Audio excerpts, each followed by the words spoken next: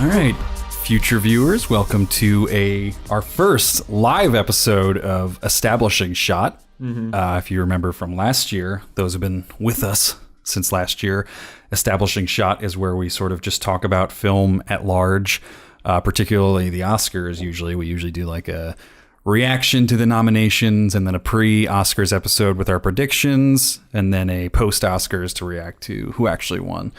So for this episode, we're going to be doing reactions to the 2018 Oscar nominations. And we're in the midst of a long recording day, so we're also going to be just eating pizza. Yeah, we've got while we record. 4 other episodes to do.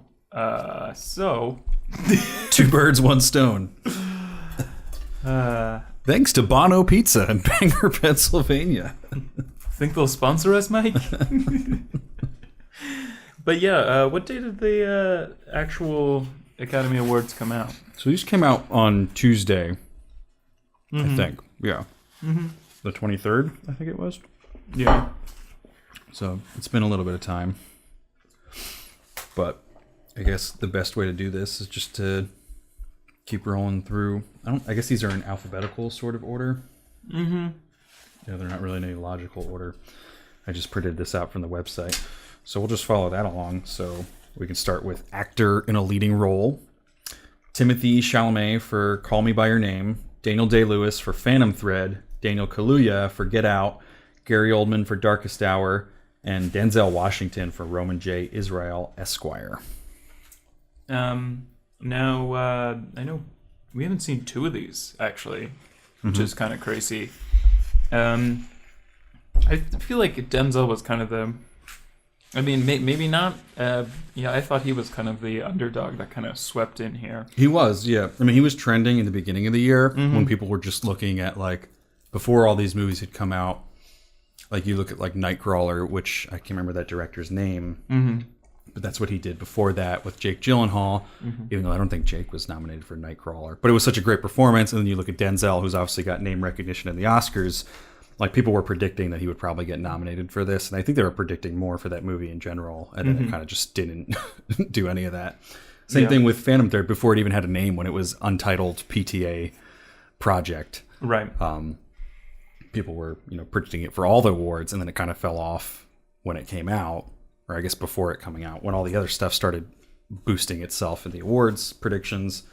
And then, surprise, surprise, Phantom Thread got 6 Oscar nominations.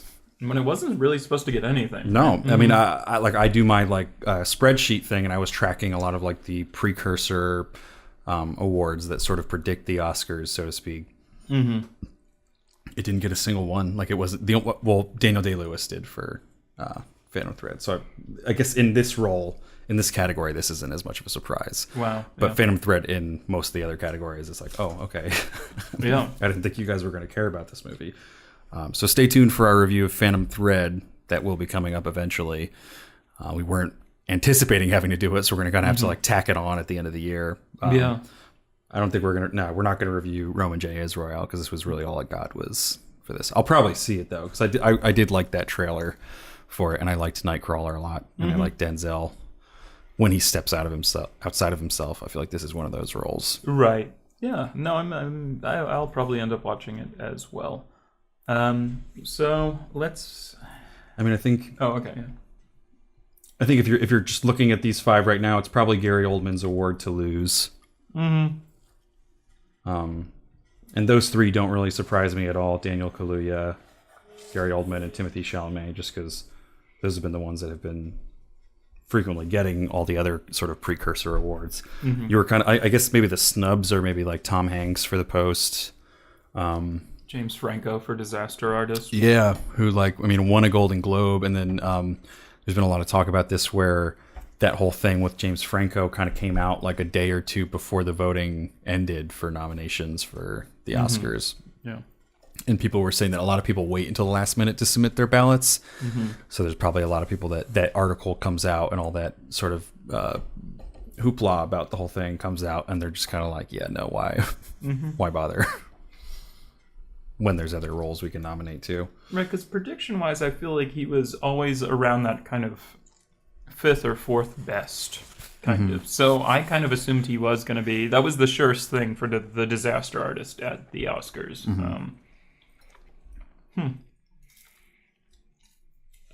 All right. Yeah, and I mean, we talked about Daniel Kaluuya in our episode of Get Out, and we have a Call Me by Your Name episode coming out. We're recording it later tonight, so stay tuned for that, because I do think that's both of those performances are great. So I'll read an actor in a supporting role. Also, we should shout out that 3 of these are Handy-nominated actors. Oh, very true, yeah. Timothée Chalamet, Daniel Kaluuya, and Gary Oldman. We nominated all of those. Yeah, if we haven't talked about... this is your first time... If you're like, what are the Handies? Well, ask your parents. No. Dad! What's a Handy?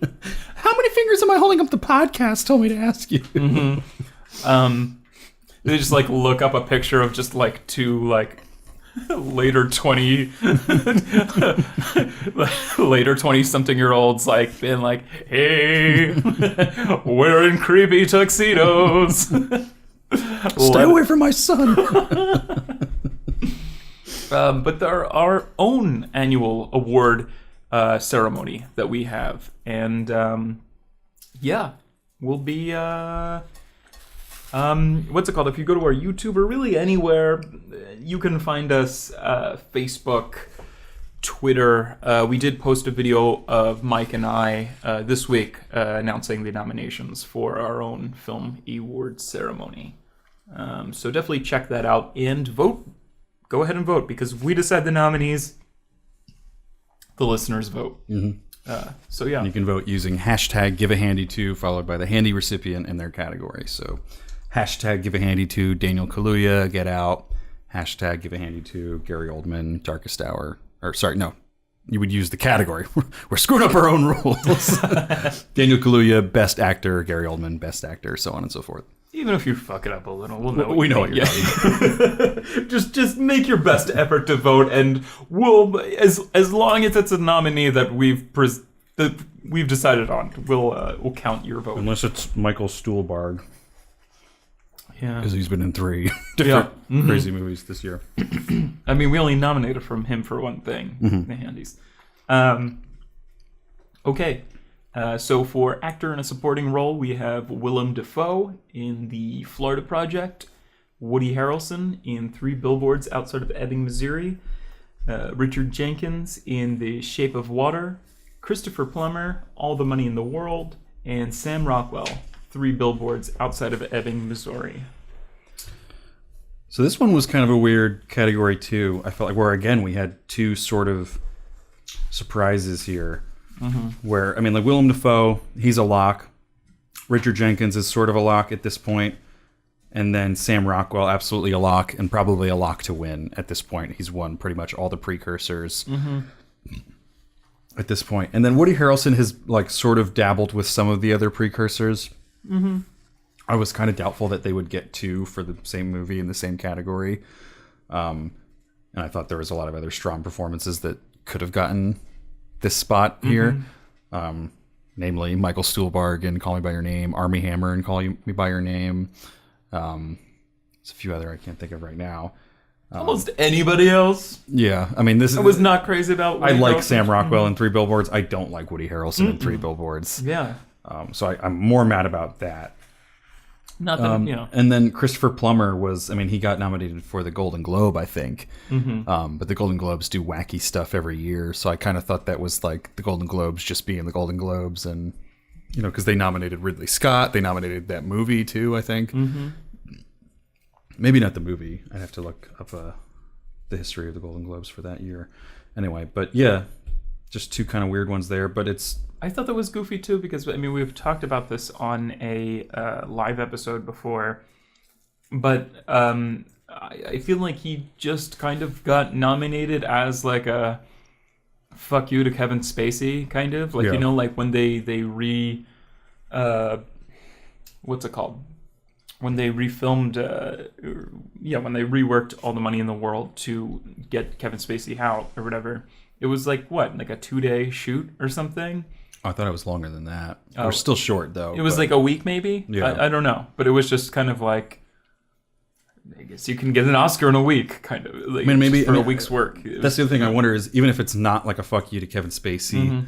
or like a sort of a support for the movement, is Mm-hmm. it just kind of looking at the context of like, this guy had to come in to a movie that was already made to a crew that already probably didn't want to come back to filming again and put on a pretty good performance with, I mean, I think he has pretty minimal prosthetics compared to what Kevin Spacey had.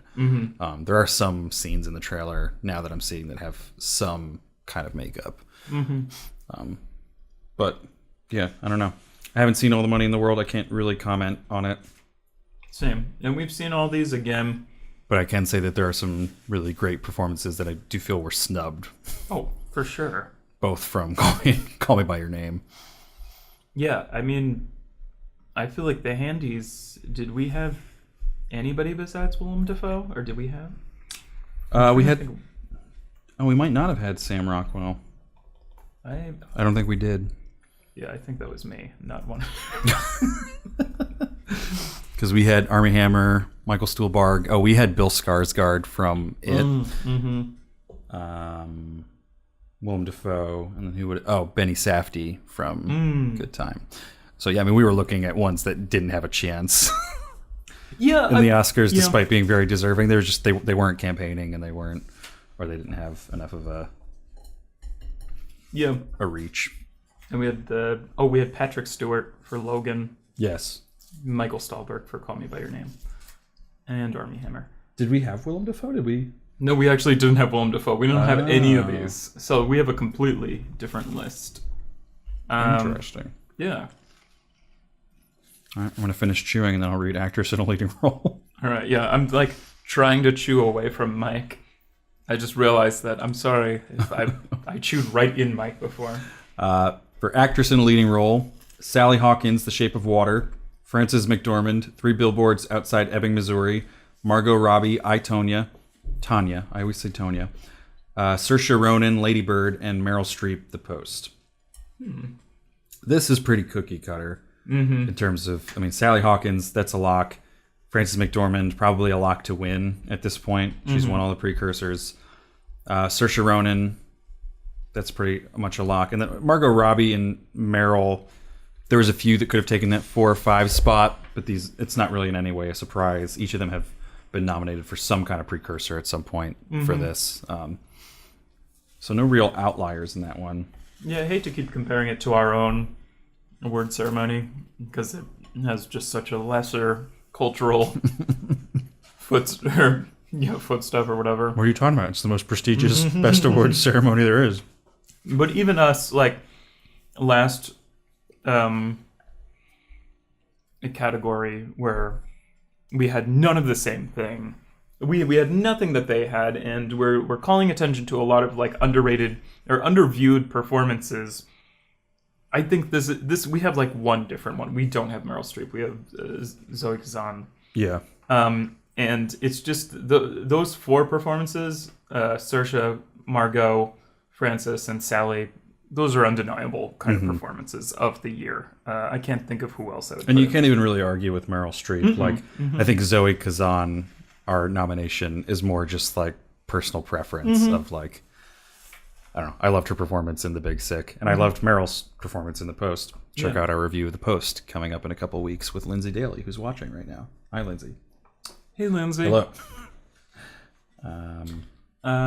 So for actress in a supporting role, at the Academy Awards, we have nominated Mary J. Blige in Mudbound, Allison Janney in I, Tonya, Leslie Manville in Phantom Thread, Laurie Metcalf in Lady Bird, and Octavia Spencer, The Shape of Water.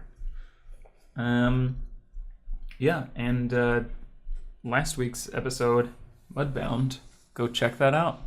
With Ross Wiseman. It's a good episode.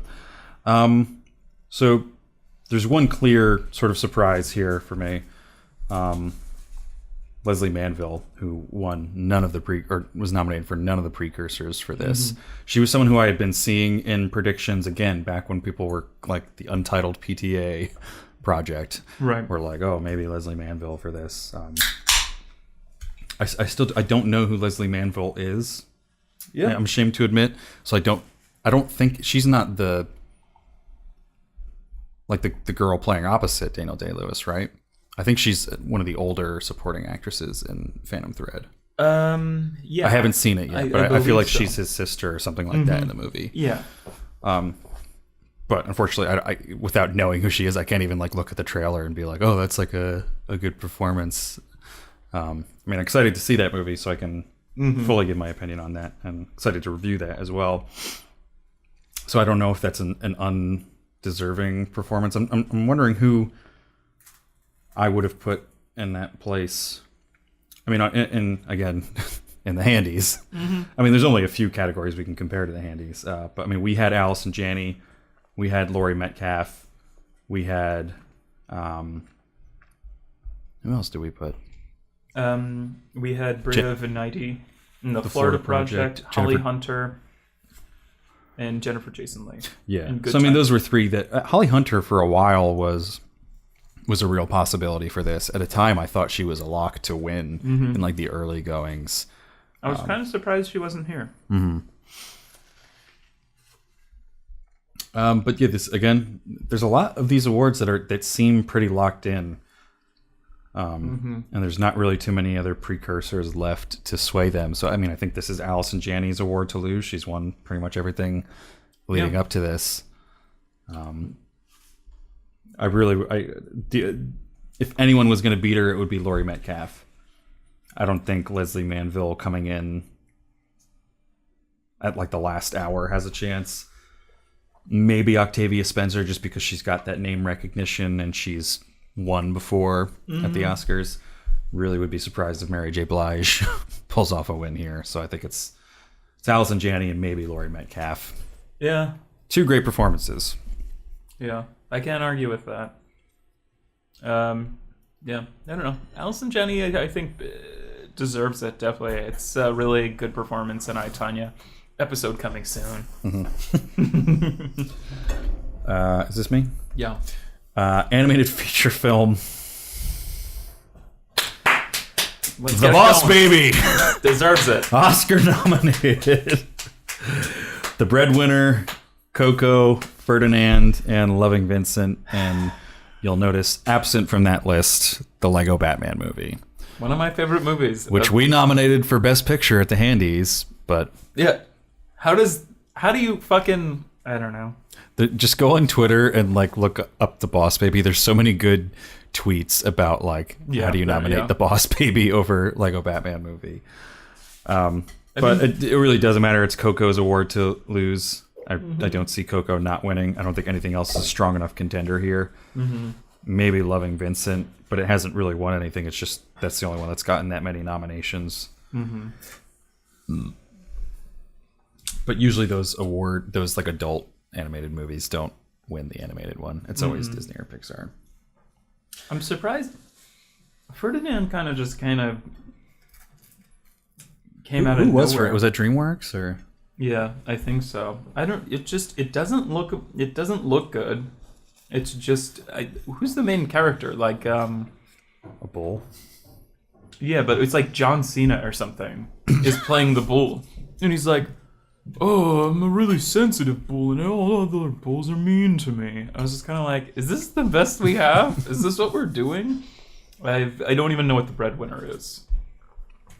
Yeah, I couldn't tell you. Honestly, I love Vincent Van Gogh, and I had no interest in seeing Loving Vincent. I'd even played a whole movie animated in his drawing style just seems like a headache to me. Yeah.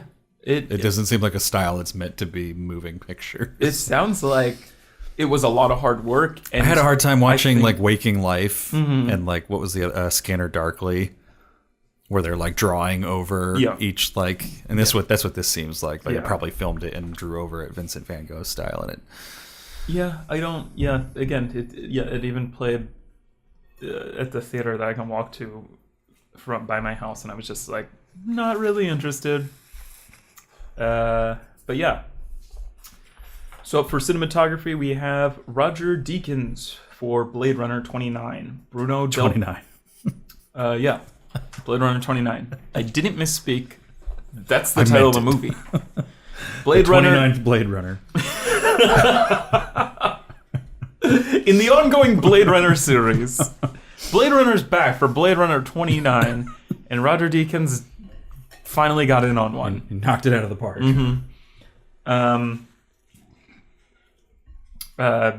Bruno Del Bonal in for Darkest Hour. Huitfend, Huitema, shooting Dunkirk. Mudbound, shot by Rachel Morrison, the first female cinematographer ever to be nominated. And Dan Lauston, Louston? I don't know. who shot The Shape of Water. So yeah, I feel like the biggest...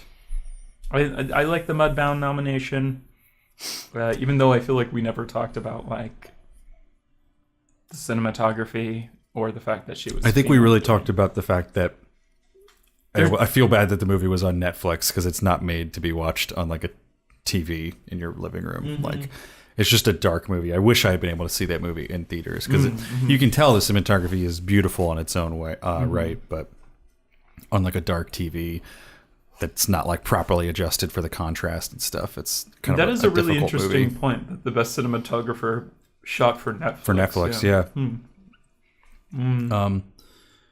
Yeah, that's really everything else was pretty expected. Yeah. I mean, even Mudbound was kind of expected at that point. Everything, I think, like I do like my predictions. I think this is one of the categories I got 100% right for this one.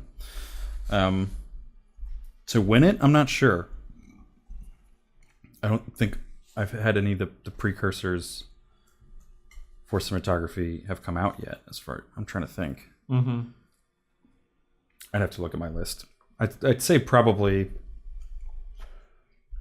Shape of Water, maybe wins this one, but that's not a totally educated guess. I'm not looking at my my stats right now. I think any of these could win, and I'd probably be besides I think Darkest Hour is the one I would not want to win. Actually, I think really boring. I don't cinematography. think there were some parts that I thought were great. They just took some risks I didn't appreciate, but the other four I think are fantastic. I just feel like, whoa, he shot like a bird's eye view over and over again sometimes. Roger Deakins still hasn't won an Oscar. This is like his 18th time being nominated. And he still has yet to win. Poor guy. Bring one home, Roger. We got costume design. Yo, Jacqueline is killing it. She's in there twice. What? Do you have that in there? No. Oh, okay. Oh, she is, yeah. She's Beauty killing and the it. Beast and Darkest Hour. I hadn't looked at the names yet. So yeah, Beauty and the Beast, Jacqueline Duran, Darkest Hour, Jacqueline Duran, Phantom Thread, Mark Bridges, The Shape of Water, Luis Sequeira, and Victoria and Abdul, Consolata Boyle.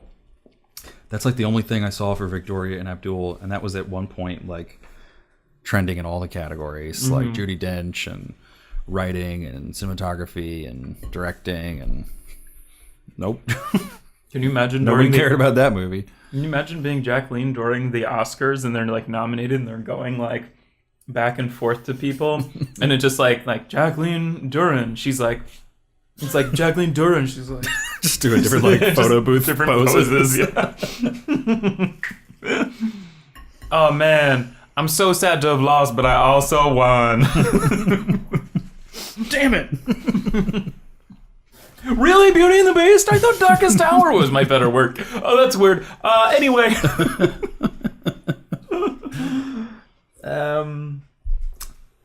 Yeah, I guess Phantom Thread is the one. Again, everything that Phantom Thread was in, besides Daniel Day-Lewis for Best Actor, was a surprise to me for its nominations.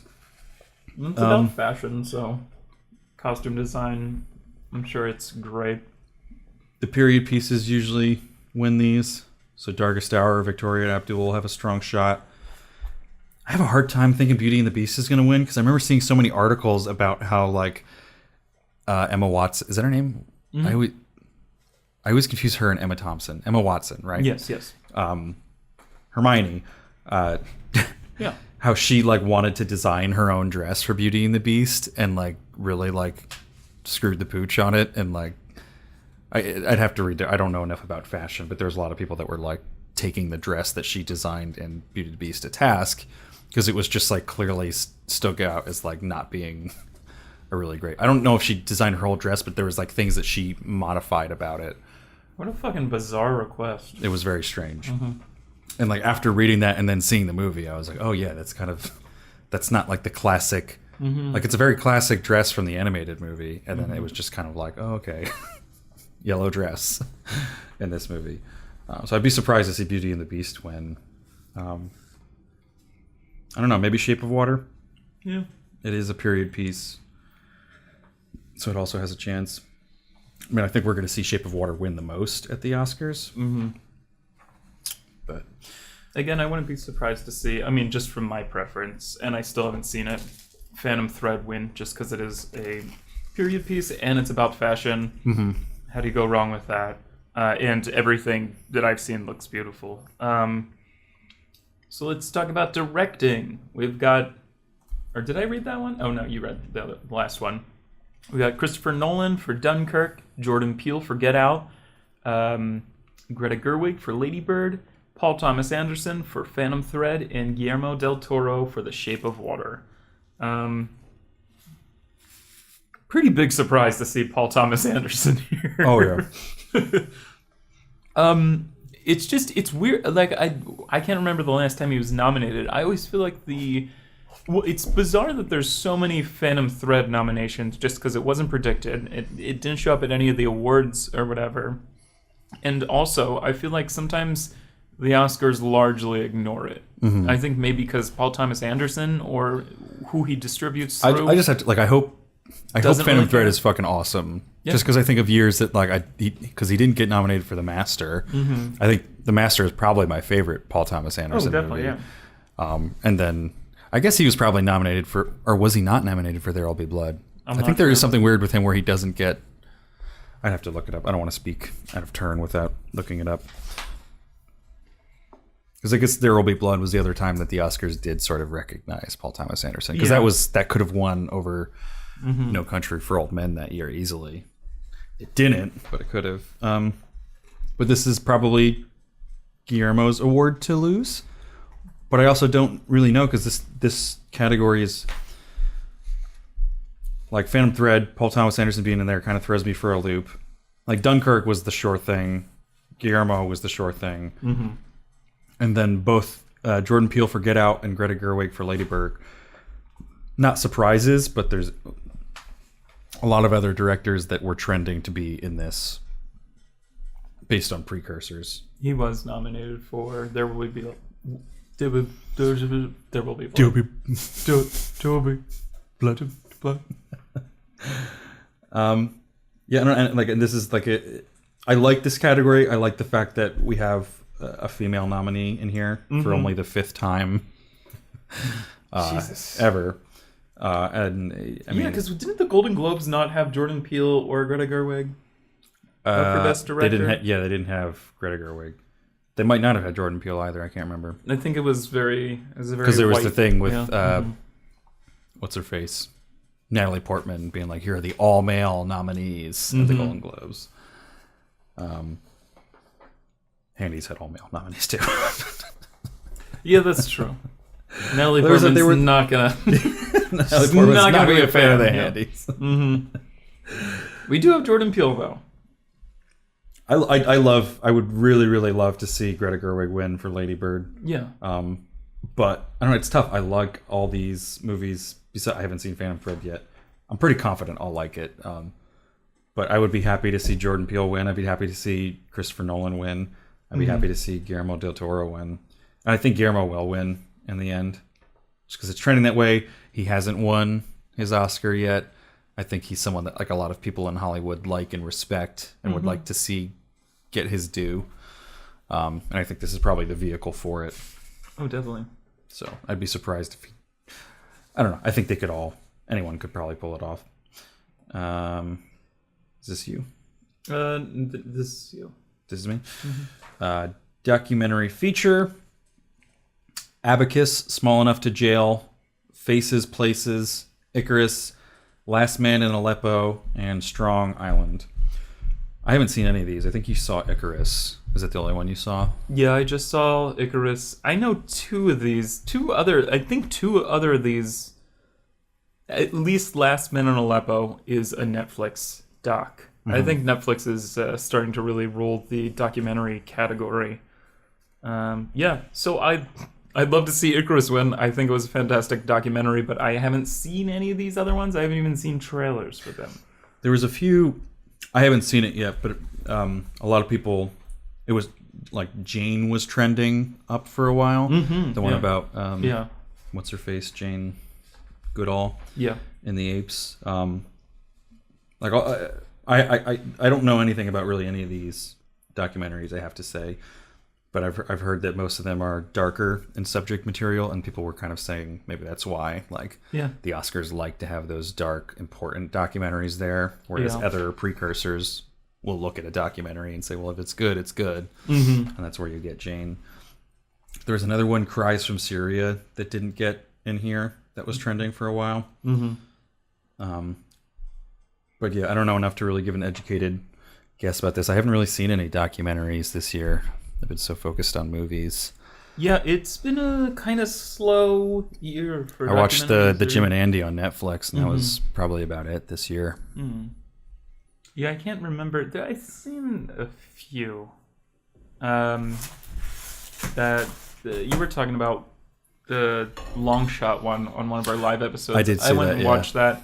And I recommend that on Netflix just because it's like a really it's a 40 minutes. Yeah, great. It's really great. I want more short form, but not 20-minute documentaries. Yeah, I was gonna say to bring us into our next one, I watched Heaven is a Traffic Jam on 405, the documentary short. It's on YouTube. I forget, somebody produced it, like IndieWire or something. And that's about 40 minutes. So if Long Shot was up this year, I think it'd be in the short subject documentaries, which is pretty interesting. I think Long Shot was, if you're looking at like documentary feature and Jane doesn't get in, I think Long Shot, it's like it's sort of dark, but it's got such a happy turn and a happy sort of filter that you're looking at it through that I don't think it really stood a chance in that aspect. Yeah.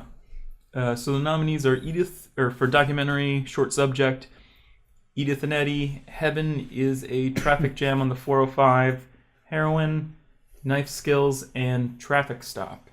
Heaven is a Traffic Jam on the 405 is pretty great. I mean, it held my attention for like 45 minutes.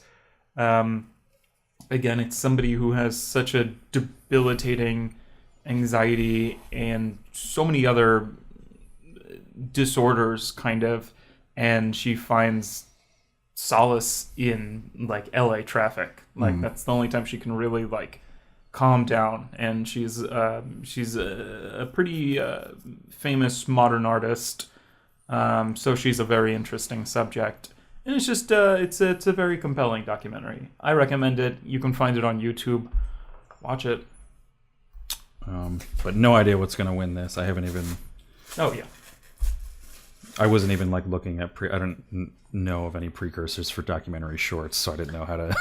I wasn't a thing I was really looking. And even into. with like experts predicting those short ones, I learned last year, like I don't think they have any idea what they're talking about either.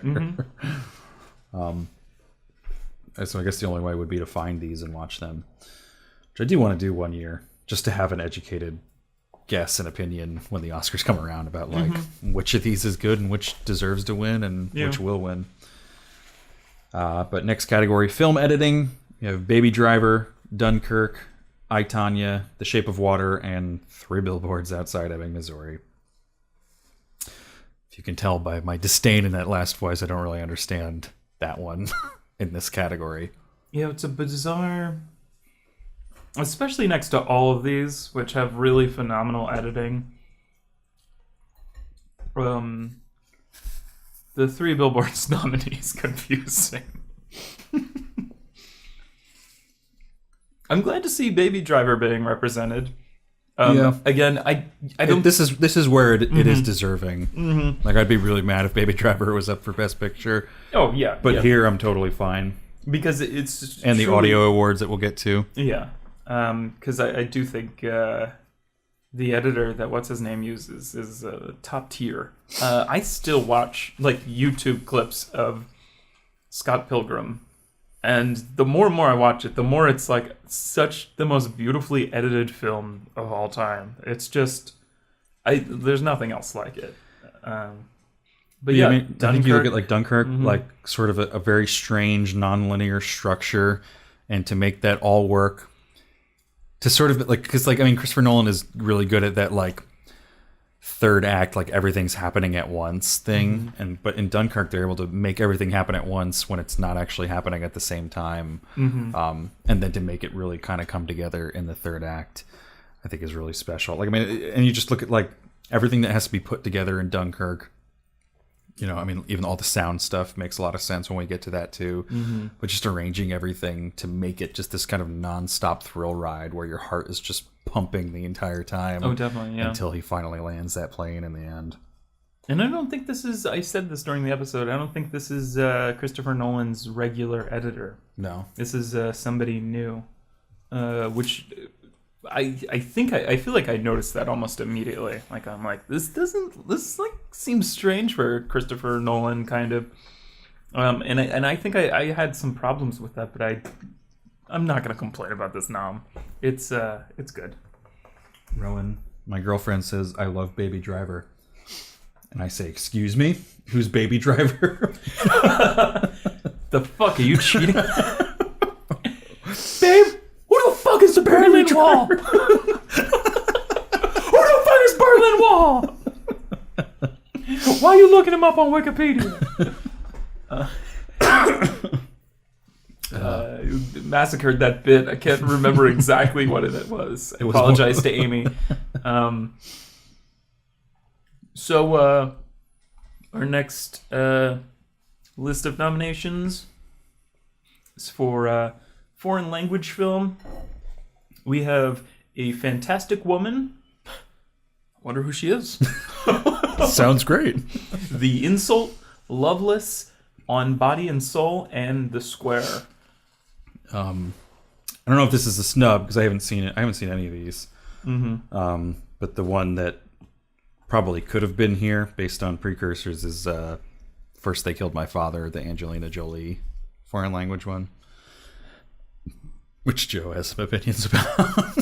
I just think that's dumb that fucking Angelina Jolie gets to take a spot for... It does kind of suck that like an American filmmaker can make a movie and do it in a foreign language and take a spot that's typically reserved for, you know, like people from other countries. You know, like there's been instances where like movies from other countries get nominated for foreign language film and like the entire country like rallies behind them because it's like something from their home countries being represented on like the world stage and on the American stage of Hollywood, and like that's a really cool thing and a really cool opportunity. And they only really have 10 slots, 5 in feature length and 5 in short subject. I mean, I guess there's the other awards ones, but I mean, the Oscars are the biggest, obviously.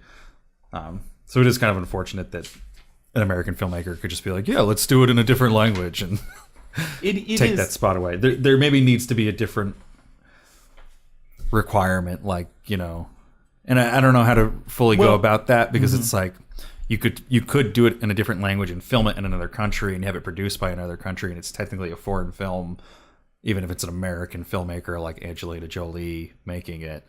So I don't know what the requirement is to kind of get around that. I kind of spazzed out about it in like in a chat that we have.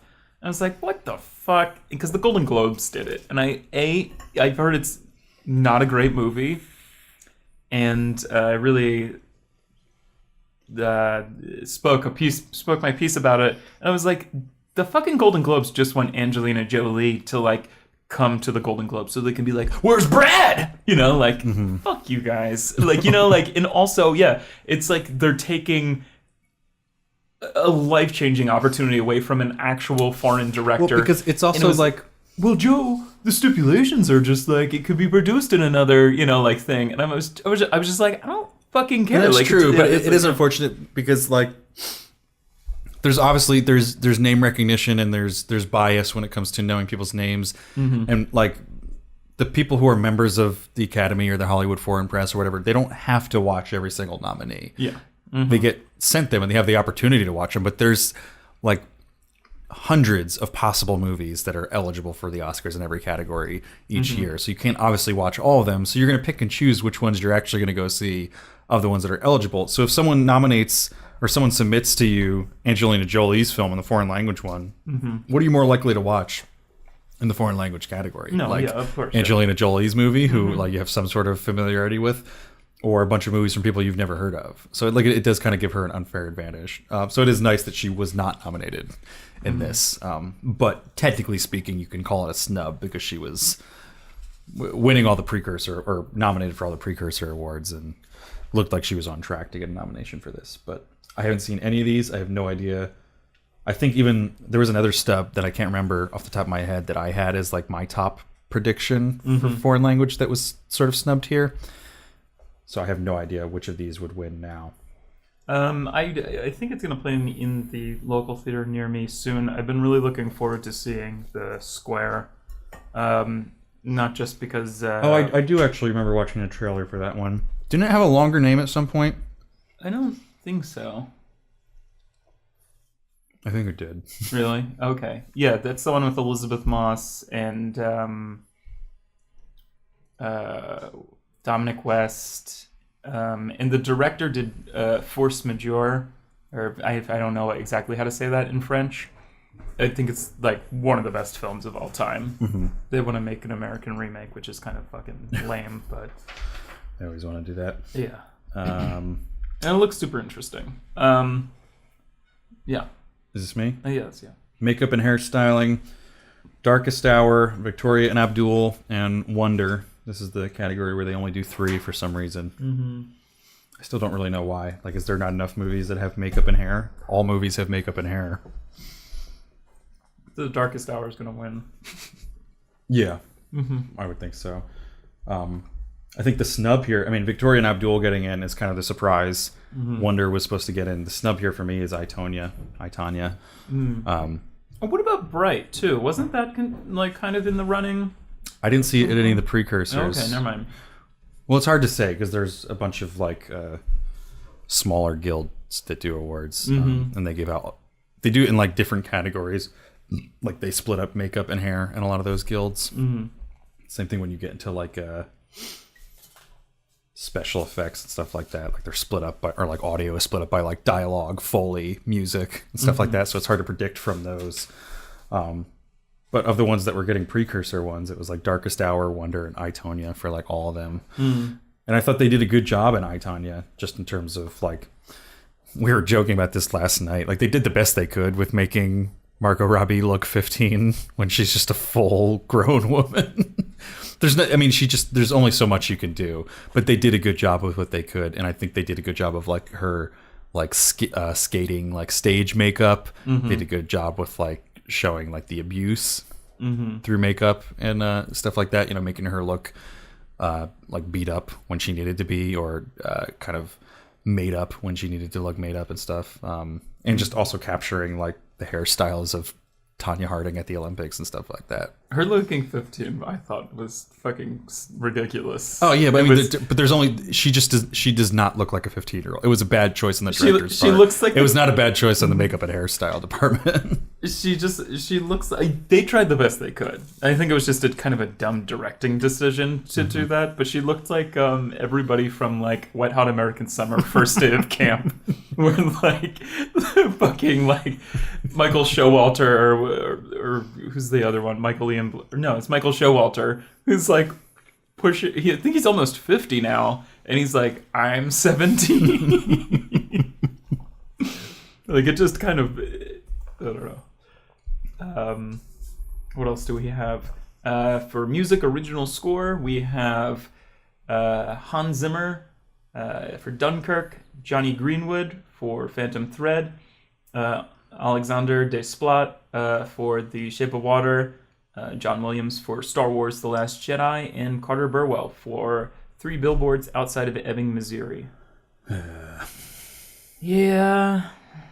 So, I mean, it's moot point because Shape of Water is going to win here. Mm-hmm. I'm pretty confident. I like Carter Burwell a lot. He's done a lot of some of my favorite scores. Mm-hmm. I mean, part of it is biased towards that movie, really not enjoying it, and then it just being pushed to like the forefront of Oscar predictions for a lot of different categories. I mean, we'll talk about it when we get to Best Picture, but it's, kind of between that and like Shape of Water at this point for Best Picture.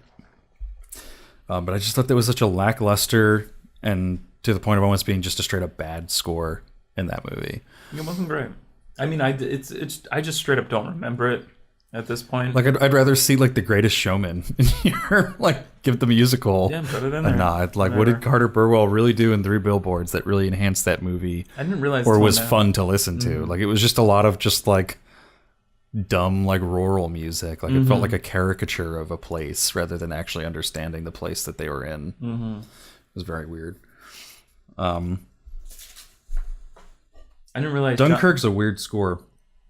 Like, I guess it kind of swells towards the end, but it's a lot of just like yeah the entire time. I like that. I wouldn't kick it out. Johnny Greenwood always kills it for the Paul Thomas Anderson films from Radiohead. I was kind of surprised to see Star Wars in here. Like, I didn't realize that was until now. Yeah, I know John Williams, is kind of a perennial Oscar nomination, right?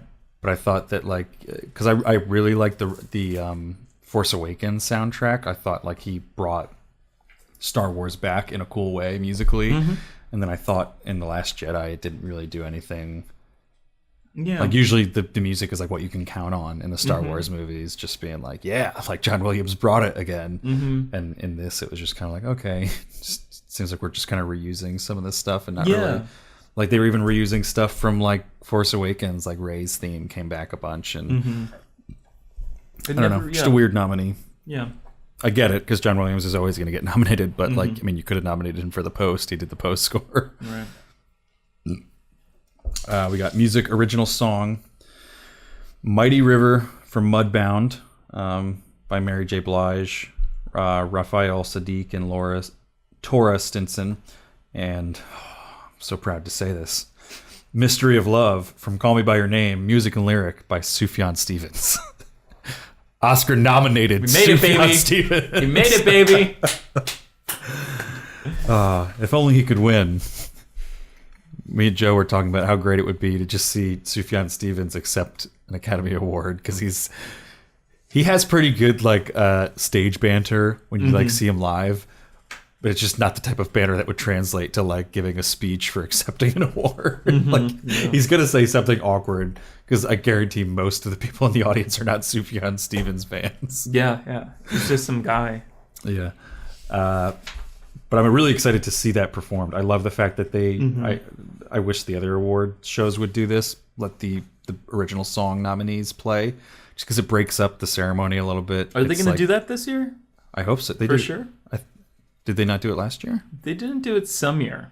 Oh, I don't know. I hope they do it again. Same. Because it's one of my favorite parts. Just because it gets kind of boring just hearing people talk and accept stuff. And like the Oscars do like skits and stuff in between, but like this is another way to like break up the ceremony and just be like, and so you could actually, it's for a lot of times it's like my first time hearing some of these songs when they play it at the Oscars. It gives you kind of like a little bit of context that I like. But Remember Me from Coco, probably going to win. Music and lyric by Kristen Anderson Lopez and Robert Lopez. Stand Up for Something from the movie Marshall. Music by Diane Warren, lyric by Lonnie R. Lynn and Diane Warren. And This Is Me from The Greatest Showman, music and lyric by Benj Pasek and Justin Paul. I would think if Remember Me doesn't win, This Is Me probably wins. But after that, I would put Mystery of Love. I don't think Stand Up for Something's going to win. I don't think Mighty River is going to win. I don't even remember what Mighty River is, really. I think it was just the credits song from Mudbound. And it was on Netflix, though, so who watched the credits? Very true. You don't even have to walk out of the theater. You just click to the next episode of Friends. Yeah. It's the moment you've all been waiting for. Best Picture. We got Call Me by Your Name, Darkest Hour, Dunkirk, Get Out, Lady Bird, Phantom Thread, The Post, The Shape of Water, and 3 Billboards Outside of Ebbing, Missouri. Give it all the awards. Yeah. So we have a lot of similar ones here to the handies. Oh, yeah, Call Me by definitely. Your Name, Dunkirk, Get Out, Lady Bird, and The Shape of Water. All handy nominees. We did 10, not 9, though. Yeah, I'd say at this point, it could be either between Shape of Water and 3 Billboards. If I'm a betting man, I'm going with Shape of Water. If I'm going with my heart, I'm also going with Shape of Water, too. But 3 Billboards has won some of the prognosticators.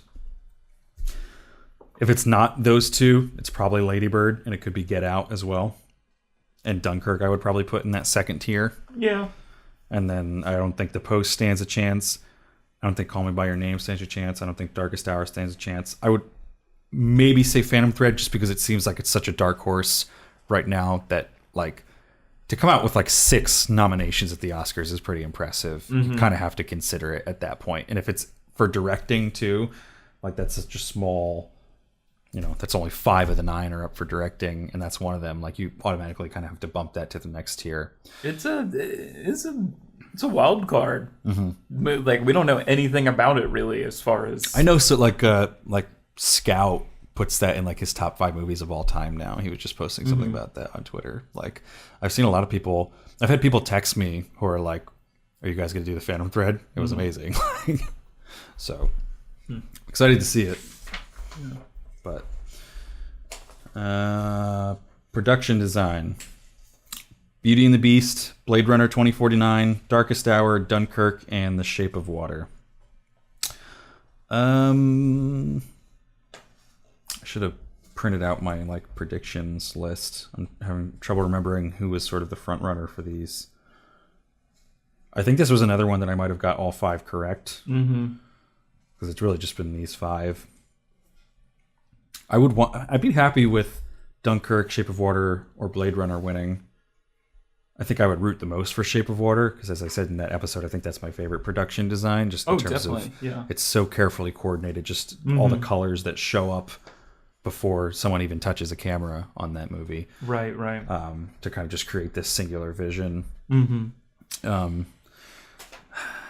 understand why Beauty and the Beast is here because it's like an impressive visual thing, and they're kind of doing all this sort of 3D dancing around places, and it's I get that, but I'm not a fan, so not rooting for it.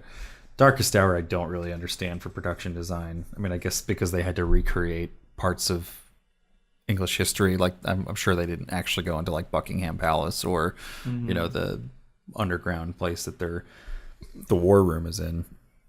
So I guess maybe for that and for giving us a sense of place in that movie. But remember when like the King's Speech was like nominated? I think it was nominated for production design, and then like somebody tweeted and was like, the place where most of this movie takes place, and it's just like a room with like a pretty interesting wall in the background, and they posted like a million other screenshots. She's like, that's where like most of like a lot of like England's like gay porn is filmed or something, and it just shows the room and they did nothing to it. It's just like a modern place where people like shoot gay porn, and it's just like, oh no, this is the King's Castle. It was like Best Picture. great nomination, great like production design, guys. Yeah, but I don't really know who is trending to win this. I would say probably Blade Runner or Dunkirk, Oh yeah. just off the top of my head. Is this you now? Yep. So for short film animated, we have Dear Basketball, Garden Party, Academy Award nominated Kobe Bryant. Lou, Negative Space, and Revolting Rhymes. Have you watched Dear Basketball? No, have you? It's so stupid. I heard a lot of people that were talking about like, so we don't nominate James Franco, but we nominate Kobe Bryant. Like, yeah. where does the line get drawn? Like, just Right. because it was 10 years ago or however long it was. I guess 20 years ago probably now. Like It's just kind of like Kobe Bryant wrote a poem and then he reads it and it's like animated. I wouldn't consider it a short film. I don't know. Who am I to draw the line of what's a short film? But it seems so stupid, and it seems just like it's Kobe Bryant. So like, I don't know. It's just again, that's where that name recognition comes in. Like when they're submitting, probably even more for short film animated, because how many can they make? Right. You know, there's probably hundreds upon hundreds, and people are looking through there. I go, oh, let me watch that Kobe Bryant one. Kobe Bryant made a short film. Like I guarantee you, just more people watched it, and thus it may be a good film, but more people were able to watch it and vote for it. It's just like basketball. That's so cool. When I was a kid, I dreamed about basketball. Basketball ain't this cool? Like, just like dumb.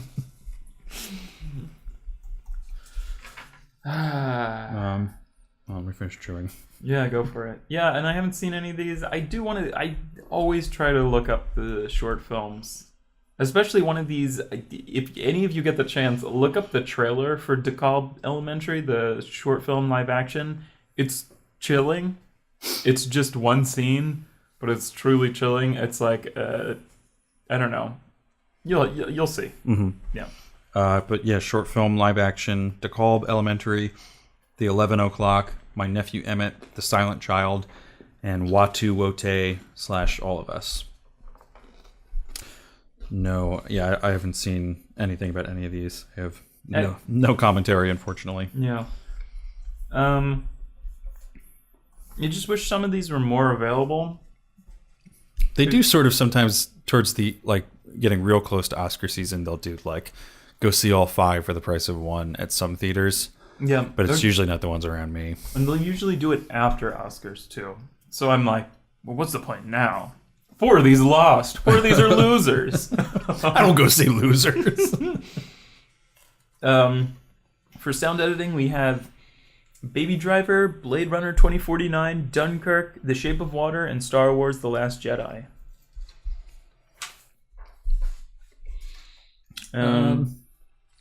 This is pretty standard. Mm-hmm. I'd say probably Baby Driver or Dunkirk to win this. But it could be any. Yeah. Yeah, that's really... it's just a pretty cookie cutter category. Those are some 5 well sound edited movies. Yeah, and then if you read sound mixing, we have 5 different movies.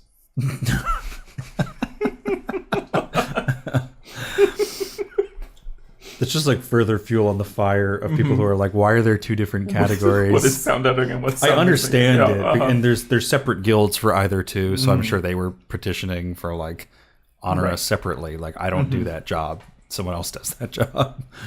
At least they're honest. Yeah. Sound mixing, Baby Driver, Blade Runner 2049, Dunkirk, The Shape of Water, and Star Wars The Last Jedi again. And kind of the same feelings. Like I guess maybe for sound mixing, I would probably want Dunkirk to win more. Mm-hmm. It would maybe even predict Dunkirk to win more. I think for mixing too, I could root for Star Wars The Last Jedi. Oh yeah, or Blade Runner. All right, so for visual effects, we have Blade Runner 2049, Guardians of the Galaxy Volume 2, Skong Coal Island. There's a lot of coal on this island.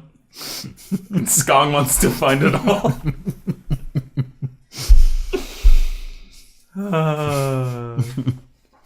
We have 3 more episodes to do. Yep. Kong Skull Island. Now it just sounds wrong saying it regular. Star Wars, The Last Jedi, and War for the Planet of the Apes. Kong Skull Island was actually, I felt like that was kind of a pretty, I don't even think that was on any of the prediction list. And it popped up right here, and I'm, Michael's laughing at me for putting it at the very bottom of my handy nominations. Yeah, handy nominations. He's like, this isn't gonna make it. And I was like, yeah, but I just want to represent it. I do. I still to this day I say like I think the best VFX or visual effects were in Kong Skull Island.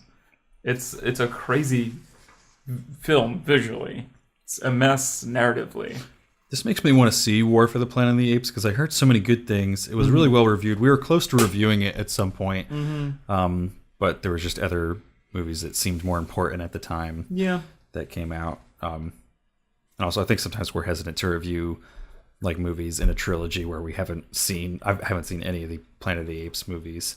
I've heard they're good, but I heard a lot of positive things about it this year. And earlier in the year, I saw it show up on a bunch of Best Picture prediction lists. It kind of fizzled going later into the year, but at one point, people were saying that was one of the better movies of the year. Better than Scone, Coal Island. I'd say this is probably Blade Runner's to lose, but it's hard to tell with visual effects because it's voted on by their section of the Academy. It's hard to say what they value. You know, the people who actually put these movies together, like what do they look at and see? Right. Scone could take it off. Is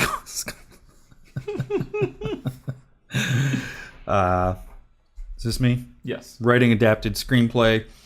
Call Me by Your Name by James Ivory. The Disaster Artist by Scott Neustadter and William H. Weber.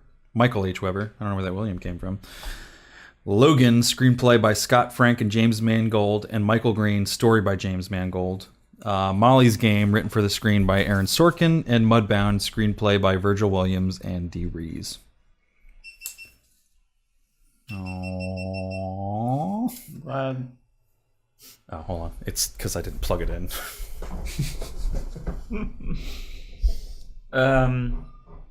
So this is pretty much what's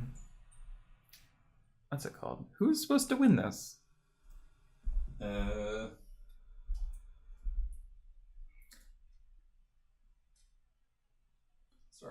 Oh no, it's fine. Sorry, I'm just kind of staring into space. I mean, while he does that, I'll also read the writing best original screenplay, and that's or are we just gonna wait for the thing to start again, or not? Well, the audio's going. So. Okay, yeah. I don't know. Is there anything you wanted to say about the adapted screenplay? I think Call Me by Your Name is interesting just because of how old James Ivory is. I feel like we usually just see kind of a lot of younger people in the, or at least not like 89 years old or however old he is now. Yeah, he's old as fuck. I was looking at that IMDb. I think the Disaster Artist one is interesting because you look at like clearly the Academy is not that biased towards comedies because we have Disaster Artist here and then The Big Sick in writing original screenplay. But because some people were arguing that against, why is James Franco not in Best Actor? Like maybe it's because it's in a comedy.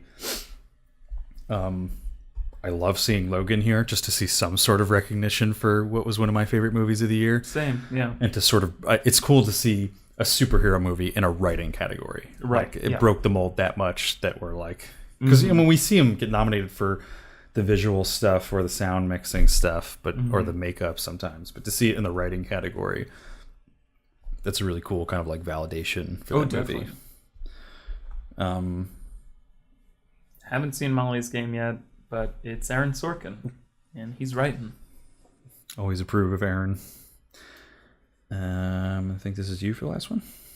Yeah, and last but not least, we have writing for original screenplay, and we have The Big Sick, written by Emily V. Gordon and Kumail Nanjiani, and we also have Get Out, which is written by Jordan Peele, and we have Lady Bird, written by Greta Gerwig, The Shape of Water, screenplay by Guillermo del Toro, Vanessa Taylor, and story by Guillermo del Toro, and 3 Billboards Outside of Ebbing, Missouri, written by Martin McDonagh. Ding, ding, ding, ding, ding.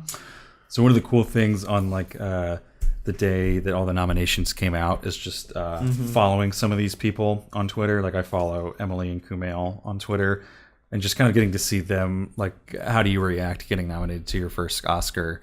Just pretty cool because I think you wouldn't really ever predict that they would be Academy Award nominated writers at some point. This is their first screenplay that they've written as a feature. So that was kind of cool to see them react to that. And then Jordan Peele had a lot of genuinely just genuine emotion around being nominated for Best Picture, Best Director, and writing.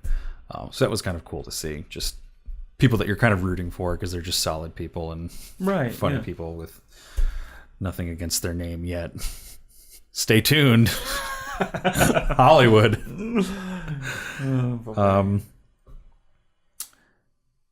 Yeah, I would say I think it's Get Out, Lady Bird, or Shape of Water to win this. I feel like you could see 3 Billboards. Just because if it's going to get nominated, then there's the people that like it nominated it here and are voting on it. Oh, right.